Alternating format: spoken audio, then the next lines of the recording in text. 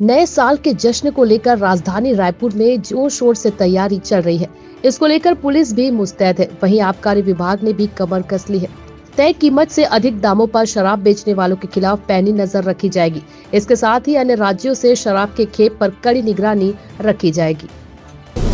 नए वर्ष के आयोजन को लेकर जो होटल्स हैं और मैरिज पैलेस हैं, वहाँ पे अगर कार्यक्रम आयोजित हो रहे हैं तो उनको विधिवत FL5 और 5A लाइसेंस देके कार्यक्रम कराए जा रहे हैं और ज़िले में इनको लाइसेंस दिए जा रहे हैं।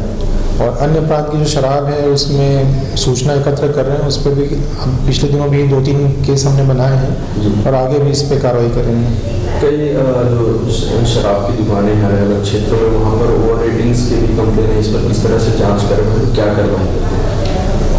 मदर दुकानों में ओवर रेट पे लगातार कार्रवाई कर रहे हैं और इंटर इंचार्ज मतलब दूसरे प्रभारियों को दूसरी दुकानों की जांच के भेजा जा रहा है और इसमें हम लोग कर रहे हैं, इसको नियंत्रित कर लेंगे। इस बार शराब की खपत को लेकर किस तरह से तैयारी है? शराब की खपत वास्तव में पर्व या नए वर्ष में लगभग दुगनी बिक्री होती है, तो उसके हिसाब से हमारा स्टॉक है, वैसे तैयारी है।